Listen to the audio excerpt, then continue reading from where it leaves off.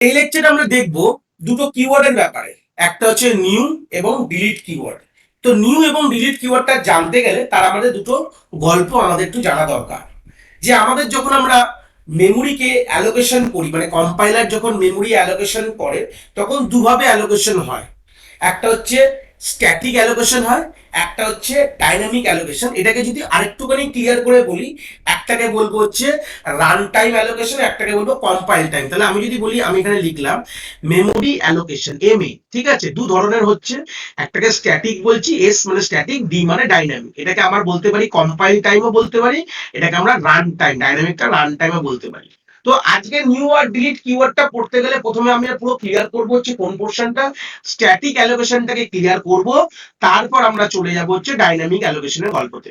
তো প্রথমে আমাদের একটা হেডিং এ লেখাই রয়েছে, এটা নোটসে, যে এসএমএ মানে স্ট্যাটিক মেমোরি অ্যালোকেশন কিরকম ভাবে আমরা দেখতে পাই। যখন আমরা নরমালি যখন ভেরিয়েবল ডিক্লেয়ার করি না, int is equal to x, এটা সি তেও করেছি আমরা, ফ্লোট ওয়াই, এরকম যে মেমোরি অ্যালোকেশন গুলোকে আমরা স্ট্যাটিক অ্যালোকেশন বলে থাকি বা কম্পাইল টাইম মেমোরি অ্যালোকেশনও বলে থাকি, ঠিক আছে।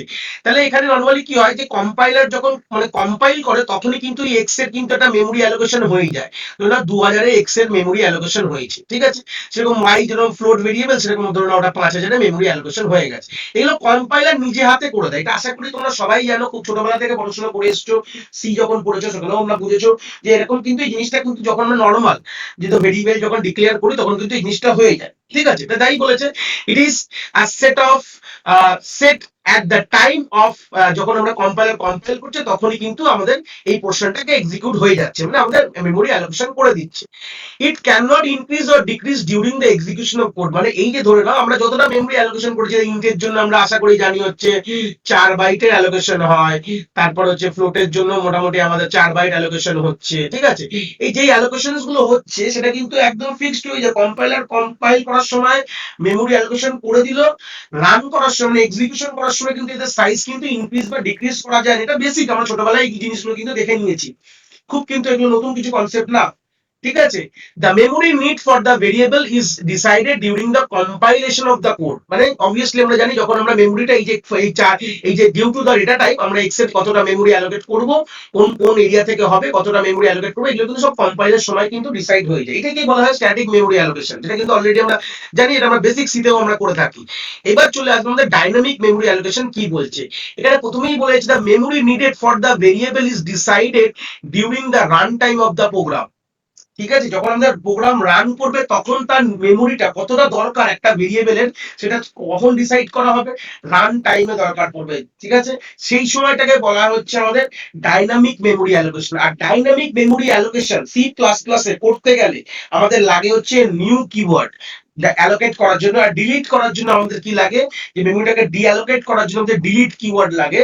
এটুকুনি আমি একটু জাস্ট রেফারেন্স দিই যারা সি থেকে দেখে এখানে এসছো, যে আমাদের সি তে লাগে হচ্ছে ম্যালক, ক্যালক, রিঅ্যালক আর ফ্রি। এইগুলো দিয়ে কিন্তু সি প্রোগ্রামিং ল্যাঙ্গুয়েজে আমরা রান টাইম বা ডাইনামিক্যালি মেমোরি অ্যালোকেট করতে পারি। কিন্তু সি প্লাস প্লাসে সেটা করতে গেলে আমাদের কিন্তু সুন্দর, মানে ম্যালক ক্যালক রিঅ্যালোকেট যে সিনট্যাক্সটা খুবই ডিফিকাল্ট, একটা স্টুডেন্টের জন্য ওটাকে ভালো করে সক্ষম করে মনে রেখে প্রোগ্রামে মানে এক্সামে লেখাটা বা এক্সিকিউট করাটা অনেকটা ডিফিকাল্ট হয়ে যায়, যেটা সি রেসপেক্টে যদি বলে থাকি। কিন্তু আমাদের যে আমাদের সি প্লাস প্লাস একটা খুব সুন্দরভাবে আমাদের দুটো কিওয়ার্ড দিয়ে দিয়েছে, এটা কিনা নিউ এবং আমাদের ডিলিট কিওয়ার্ড। তো নিউ কিওয়ার্ড দিয়ে আমরা কি করি, অ্যালোকেশন করি রান টাইমে মেমোরি, ঠিক আছে, অ্যালোকেশন।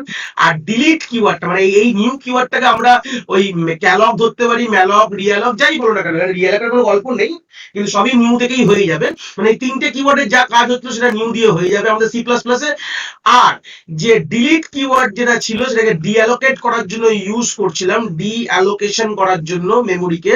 আর এটা হচ্ছে সেই যে ফ্রি কথাটা আমরা ইউজ করতাম সিতে, ফ্রি, সেটার মতনই হচ্ছে ডিলিট কথাটা, ঠিক আছে। এগুলো কিওয়ার্ড, ওটা ফাংশন ছিল। ম্যালক, ক্যালক, রিঅ্যালক আর free, this are all function, এগুলো কিন্তু কিওয়ার্ড ছিল না, কিন্তু এখানে এগুলোকে কিওয়ার্ড বানিয়ে দেওয়া হয়েছে। এটা লিখলেই কিন্তু সেই হিসাবে কাজ হয়ে যাবে। তাহলে কি বলছে, যে C plus plus facility to create the dynamic variable with the help of new keyword না, নিউ কিওয়ার্ড দিয়ে কিন্তু আমরা ডাইনামিক্যালি বা রান টাইমে মেমোরি অ্যালোকেশন এরকম টাইপের ভেরিয়েবল কিন্তু আমরা তৈরি করতে পারি। যেরকম এক্সাম্পল এখানে দেওয়া রয়েছে যে in star P new int, মানে এখানে সিনট্যাক্সটা আমি এখানে লিখেছি যে স্টার পি একটা পয়েন্টার ভেরিয়েবল এবং তার কতটা মেমোরি লাগবে এটা নিউ কিওয়ার্ড দিয়ে ডিসাইড করবে রান টাইমে, এবং এটা বলে দেওয়া রয়েছে যে মেমোরিটা আমার লাগবে, যে মেমোরিটা রান টাইমে অ্যালোকেট হবে সেটা কিন্তু ইন্টিজার টাইপেরই হবে। প্রথমেই যেরকম আমরা ক্যালক ম্যালকও তাই করতাম, আমরা টাইপ কাস্ট করে নিতাম ইন স্টার দিয়ে, যদি ম্যালকের সিনট্যাক্সটা যদি মনে থাকে ইন স্টার ব্র্যাকেটে লিখে আমরা টাইপ কাস্ট করতাম, তারপরে আমরা ম্যালক কথা লিখতাম, তারপরে আমাদের পয়েন্টারের সাইজ দিয়ে দিতাম, আমাদের স্ট্রাকচারের সাইজ দিয়ে দিতাম, ওই সেম ওই রেসপেক্টে আমাদের অতটা মেমোরি ইন্টিজারে টাইপ কাস্ট করে কিন্তু তার অ্যাড্রেস এরকম আমরা ইন স্টার পিতেই রাখতাম কিন্তু কোনটা ভ্যারিয়েবল। তো সি প্লাস প্লাস তাই যখনই আমরা রান টাইমে কোনো মেমোরি অ্যালোকেট করতে চাই যে তখন আমরা লিখে দিই যে কি টাইপের চাই, ইজ এ টাইপ, এটা হচ্ছে আমাদের নিউ মানে রান টাইমে হবে, আর যেই মেমোরিটা অ্যালোকেট হবে সেটা কোথায় গিয়ে স্টোর হবে, সেটা স্টোর হবে হচ্ছে পি তে গিয়ে স্টোর হবে। রান টাইমে যেরকম জায়গা খালি থাকবে সেই হিসাবে আমাদের মেমোরির ভ্যালু আমাদের চলে আসবে, সেই মেমোরিটাকে অ্যালোকেট হয়ে যাবে ইন্টিজার টাইপের, এবং সেটা কোথায় গিয়ে তার অ্যাড্রেস কে ধরে থাকবে, পি ধরে থাকবে। সেরকম সেম আমি যদি ফ্লোটের জন্য একই জিনিস লিখতে পারি যে ফ্লোট আমরা লিখেছি ফ্লোট স্টার কিউ, এগুলি হলো নিউ ফ্লোট, মানে হচ্ছে মানে আমাদের ফ্লোট টাইপের একটা মেমোরি এই রান টাইমে অ্যালোকেট হবে, তার অ্যাড্রেসটা কোথায় যাবে, কিউতে গিয়ে থাকবে। সেরকম আমরা যদি চাই, এটা তো আমাদের প্রিমিটিভ ডেটা টাইপের রেসপেক্টে বললাম, যদি চাই যে আমাদের অবজেক্টে বা ক্লাসের যদি তৈরি করতে নন প্রিমিটিভ যেটাকে বলা হয় ক্লাসের নন প্রিমিটিভ ডেটা টাইপ, তো সেই ক্ষেত্রে সেটাও কিন্তু পসিবল যে কমপ্লেক্স টাইপের একটা আমাদের পয়েন্টার ভেরিয়েবল যে অ্যাড্রেস ধরবে, মানে কমপ্লেক্স টাইপের একটা আমাদের রান টাইম কমপ্লেক্স টাইপের মেমোরি অ্যালোকেশন হবে। যেরকম ইন টাইপ ফ্লোট টাইপের হয়েছিল যে মেমোরিটা অ্যালোকেশন হবে সেটা টাইপ কি হবে, ইন্টিজার ফ্লোট টাইপের, এটা কমপ্লেক্স টাইপের মেমোরি অ্যালোকেশন হবে রান টাইমে, নিউ মানে রান টাইমে, এবং তার অ্যাড্রেসটা কে ধরবে, পিটিআর ধরে থাকবে। এটাই কিন্তু এটার বেসিক গল্প। মানে সেরকম আমরা এখানেও দেখি এই কয়েকটা এক্সাম্পল এখানে আরো আছে, যেরকম যে float star q new float 5, তার মানে কি রান টাইমে ফ্লোট হিসাবে রান, এটা কিন্তু নিউ মানে হচ্ছে রান টাইমে চলে গেল, রান টাইমে ফ্লোট ভেরিয়েবল পাঁচটা আমাদের যে এরকম ব্লক অফ 5 এরকম 5 মানে হচ্ছে পাঁচটা এরকম মেমোরি সেল, আমি জাস্ট হাইপোথেটিক্যাল एग्जांपल বলছি, তার যে স্টার্টিং অ্যাড্রেসটা থাকবে 1000, সেটা কোথায় যাবে, সেটা কিউ এর মধ্যে চলে যাবে, ঠিক আছে। কিন্তু এই যে 1000টা যে বললাম, এই 1000টা কখন ডিসাইড হবে, রান টাইমে, মানে রান টাইমে কি এরকম পাঁচটা ব্লক অফ সেলকে অ্যালোকেশন হবে, এটা কখন হবে, রান টাইমে হবে কিন্তু, এবং হতেই পারে যেখানে যেরকম জায়গা খালি থাকবে এরকম পাঁচটা কন্টিগুয়াস ব্লক, পাঁচটা কন্টিগুয়াস ব্লকের একটা মেমোরি, একটা কাটা হবে, চাঙ্ক অফ মেমোরিকে কাটা হবে, কেটে তার যে স্টার্টিং অ্যাড্রেসটা এবং কাকে দেওয়া হবে, কিউ কে দিয়ে দেওয়া হবে, এবং এটা এই যে মেমোরিটা কি টাইপের হবে, এটা ফ্লোট টাইপের হবে। সিম্পল গল্প, কোনো অসুবিধা নেই। সেরকম আমরা এখানে যে রাখতে পারি, এটা যেরকম আমরা 5 স্ট্যাটিক করে দিলাম, এবার এটাকেও আমি ইউজার ইনপুট নিতে পারি, যে ইন্ট এক্স বললাম, ইউজারের থেকে চাইলাম এক্স এর ভ্যালু, আমরা এখানে int star P new int x, মানে এখানে এক্স এর ভ্যালু যা ইউজার দেবে ততটা ব্লক অফ মেমোরিকে অ্যালোকেশন করা হবে, এবং তার স্টার্টিং যে অ্যাড্রেসটা সেটা কোথায় চলে যাবে, পিতে চলে যাবে। এই হচ্ছে বেসিক গল্প। যেরকম আমরা পড়লাম হচ্ছে নিউ কিওয়ার্ডটা পড়লাম, সেটা হচ্ছে আমাদের মেমোরি অ্যালোকেশনের জন্য ইউজ করি। এবার তারপরেরটা পড়বো হচ্ছে ডিলিট কিওয়ার্ড, যেটা কিনা আমাদের delete means to release the memory which is created by using new keyword, যেটা সিম্পল জানতাম, ক্যালক ম্যালক রিঅ্যালোক দিয়ে যেসব মেমোরি গুলো অ্যালোকেশন হচ্ছিল সেগুলো আমরা ফ্রি দিয়ে ডিঅ্যালোকেট করছিলাম। যেরকম নিউ দিয়ে যেসব মেমোরি অ্যালোকেশন হবে রান টাইমে, হিপ মেমোরিতে মাথায় রাখবে সবসময়, রান টাইমে যেসব মেমোরি অ্যালোকেশন হয় সেগুলো সব কি দিয়ে, কোন পোর্শনে হয়, আমাদের মেমোরির হিপ এরিয়াতে হয়, এবং সেই যে অ্যালোকেশন হয়ে গেছে সেগুলোকে তো ফ্রি করতে হবে, তাই ডিলিট কিওয়ার্ড দিয়ে লিখে আমরা কিন্তু ফ্রি করে দিই। যদি সিঙ্গেল হয় তাহলে আমরা শুধু ডিলিট পি লিখবো, যদি এরকম অ্যারে ফ্যারে কিছু হয় তাহলে ডিলিট পি, পি এর পরও লিখতে পারি, পি এর আগেও লিখতে পারি, যেটা অ্যারে অফ মেমোরি হতে পারে, যে পিটা একটা, এটা বোঝানোর জন্য যে পি একটা সেলকে ধরে আছে যে কি মাল্টিপল সেলকে ধরে আছে, এই দুটোর ডিফারেন্স হচ্ছে এইটা। ডিলিট পি লেখা মানে পি মানে বোঝাচ্ছে যে পি কিন্তু একটা মেমোরি সেলকে ধরে আছে, ওয়ান মেমোরি সেল অনলি, ঠিক আছে।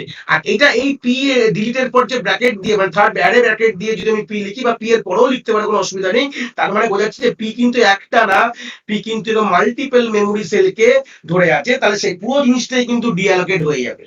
এটাই হচ্ছে বেসিক কনসেপ্ট ছিল হচ্ছে আমাদের নিউ এবং delete keyword. It's a theoretical concept, আমরা প্র্যাকটিক্যাল অবভিয়াসলি ব্যবহার করি যখন আমাদের রান টাইমে কোনো মেমোরি অ্যালোকেশন করতে হয়। তো সেই সূত্রে আমাদের এটা থিওরিটিক্যাল অ্যাসপেক্টে অনেক কোশ্চেন আমাদের আসে, তার মানেটা বুঝতে হয় যে নিউ কিওয়ার্ড কিসে আমাদের কাজে লাগে, ডিলিট কিওয়ার্ড কাজে লাগে। তো সিম্পল তোমরা এক্সাম্পল দিয়ে, এটাকে এক্সাম্পল দিয়ে তোমরা বলতে পারো, জিনিসটা তোমাদের এইভাবেই তুমি লিখলে অবভিয়াসলি ফুল মার্কস পাবে, এটা নিয়ে কোনো অসুবিধা নেই। আশা করি জিনিসটা তোমাদের এটা বোঝাতে পেরেছি।